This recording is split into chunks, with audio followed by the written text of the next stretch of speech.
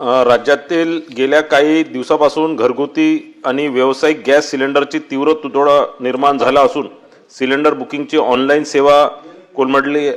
आता जस्ट निवेदन दिलेलं आहे या संदर्भात. मला असं वाटतं मी वाचून घेतो आणि आपल्याला उत्तर मिळेल. मी वाचून घेतो ना. नाही बर. या परिस्थितीमुळे त्रस्त झालेल्या नागरिकांनी पर्यायी व्यवस्था म्हणून इलेक्ट्रिक शेगडी आणि इंजेक्शन उपकरणाची खरेदी करण्यासाठी बाजारपेठेत गर्दी केलेली असता या वाढता मागणीचा गैरफायदा घेत काही विक्रेत्यांनी संगमताने या उपकरणाची मूळ किमतीपेक्षा कितीतरी जास्त दराने विक्री करून सर्वसामान्यांची उघडपणे लूट सुरू केलेली असणे, गॅस पुरवठा सुरळीत करण्यासोबतच विद्युत उपकरणाची किमतीवर नियंत्रण ठेवणे, जनतेला या आर्थिक पिळवणुकीतून मुक्त करण्याबाबत या विषयावरील विशेष उल्लेखची सूचनाच्या माध्यमातून आपल्या मार्फत शासनाने लक्ष वेधतो यावर कारवाई करण्याची अपेक्षा व्यक्त करतो. किरण सर, एक मिनिट सभापती महोदय, हा जो माझा जो विषय जो भुजबळ साहेबांनी जो विषय म्हटला तो गॅसच्या कमतरतेच्या संदर्भातला. माझा जो विषय आहे ही जी आता इलेक्ट्रिक शेगडी जे नोंद घेतलेली आहे. सन्मान्य सदस्य जर नाहीत, परंतु आजचा हा जो विषय जो आहे घरगुती गॅस आणि इतर, हा अतिशय महत्त्वाचा असल्यामुळं म्हणजे हे टेबल तर मी करतोच आहे, पण त्याचबरोबर या 2-3 गोष्टी ज्या आहेत ज्या त्यांनी विचारल्यात त्याच्याबद्दल मी थोडक्यात माहिती देतो, कारण त्याचा उपयोग सगळ्यांना होईल. अध्यक्ष महोदय, हे खरं आहे की एक तर जे आहे हा केंद्रशासित विषय आहे आणि केंद्राने सांगितलेलं आहे की त्यांच्याकडे मुबलक LPG आहे, त्यामुळे LPG आणि PNG पाईपद्वारे जो आपण गॅस देतोय तो आणि LPG याचा मुबलक साठा आहे, त्याच्यामुळे काळजी करायचं कारण नाही आणि कुठेही त्यामुळे पॅनिकी होऊन रांगा लावणे किंवा ब्लॅक मार्केटिंग करणे वगैरे हे होता कामा नये. त्यामुळे आम्ही प्रत्येक जिल्हाधिकारी, SP आणि बाकीचे अधिकारी यांच्या कमिट्या नेमल्या आणि त्यातून जे आहे आतापर्यंत 2129 आम्ही चौकशा केल्या. गॅस सिलेंडर जप्त केले 1208, 33,66,411 रुपयाचा मुद्देमाल जप्त केला. दाखल गुन्हे 23 केले आणि अटक व्यक्ती जे आहेत ह्या 18 आम्ही केलेल्या आहेत. अध्यक्ष महोदय, हे खरं आहे की या सिलेंडरच्या किमतीसुद्धा मागच्या महिन्यामध्ये 852.50 रुपये होते, आता ते 912.50 झालेले आहेत. व्यावसायिक सिलेंडर जे आहेत 1720.50 रुपये आणि आता जे आहे 1835 रुपये झालेले आहेत. अर्थात हे जे घरगुती सिलेंडर्स आहेत याला भारत सरकारतर्फे 300 रुपये आपल्याला मिळतात आणि 3 सिलेंडर जे आहेत त्याचे बाकीचे उरलेले पैसेसुद्धा आपण भरत असतो, त्यामुळे तो प्रश्न काही उपस्थित राहत नाही.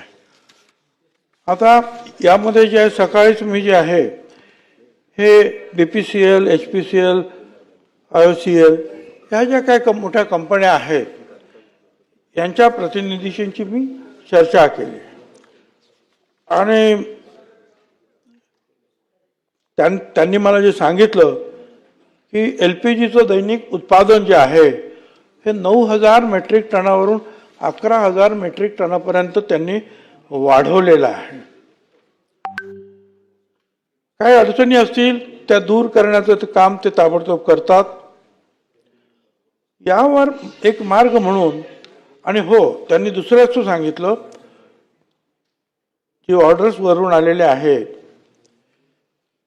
की घरगुती गॅस त्याची पूर्तता केल्यानंतर जिल्हाधिकाऱ्यांनी जो काही तुमच्याकडे गॅस उरेल किंवा सिलेंडर उरतील त्याच्यामध्ये प्राधान्य दिलं आहे. मग रुग्णालयाला प्राधान्य त्यांनी दिलं 100%, शैक्षणिक संस्थांना 100%, सार्वजनिक ज्या सेवा आहे स्मशानभूमी 100%, वृद्धाश्रम 100%, अनाथाश्रम 100%, आणि जी उपहारगृहात, पण ती बाहेरची नाहीत, संरक्षण क्षेत्रातली उपहारगृह, रेल्वेमधली उपहारगृह, हवाई वाहतूकमधले, पोलीस आणि तुरुंग याच्यामध्ये 70%. म्हणजे उरला तर त्याच्यामधून ते आपण औषध उद्योगाला त्यांनी 50%, बीज प्रक्रिया 50% आणि मत्स्यपालन जो विद्यार्थ्यांचे वसतिगृह एक त्याच्यात जर समाविष्ट मी करा. सांगतो सगळं. जर आपल्याकडे तो स्वयंपाकाचा म्हणजे डोमेस्टिक देऊन जर उरला तर या प्रकारे त्यांनी ते प्राधान्य लावलेलं आहे आणि त्याप्रमाणे त्यांनी द्यावं.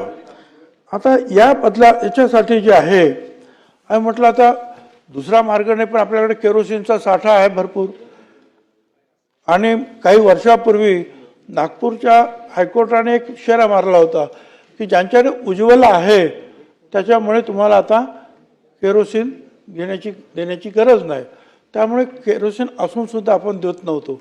पण आपण हायकोर्टाला आता कळवलेलं आहे की प्राप्त परिस्थितीमध्ये एक अतिशय अडचणीची परिस्थिती निर्माण झाल्यामुळे आम्हाला हा केरोसिनचा सुद्धा लोकांना उपयोग करण्यासाठी केरोसिन जे आहे ते उपलब्ध करून द्यावं लागेल.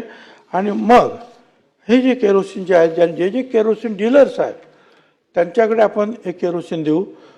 त्याचबरोबर हे IOCL, BPCL, HPCL यांचे जे पंप आहेत, कंपन्यांचे पंप, तिथे सुद्धा आपण हे केरोसिन उपलब्ध करणार आहोत की जेणेकरून जे इतर ठिकाणी जे भेसळ वगैरे होतात ते होणार नाही. सगळे कंपनीचे, सरकारी कंपन्यांचे जे पंप आहेत तिथे आपण ते उपलब्ध करून देऊ. आणि जे केरोसिन डीलर्स काम करू इच्छितात, कारण मध्यंतरी आपण केरोसिन बंदच केल्यामुळे बरंचसं जे आहे ती साखळी तुटलेली आहे.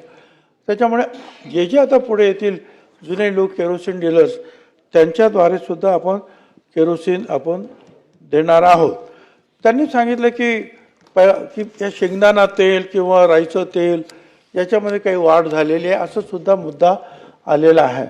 तर त्यामध्ये मागच्या महिन्यात आणि या महिन्यामध्ये जर आपण पाहिलं सरासरी किंमत, तर शेंगदाणा तेल मागच्या महिन्यामध्ये 188.21 रुपये होतं किलोग्रॅमला. याच्यामध्ये जे आहे या महिन्यात 194.32, 6 रुपयाची काहीतरी वाढ झालेली आहे.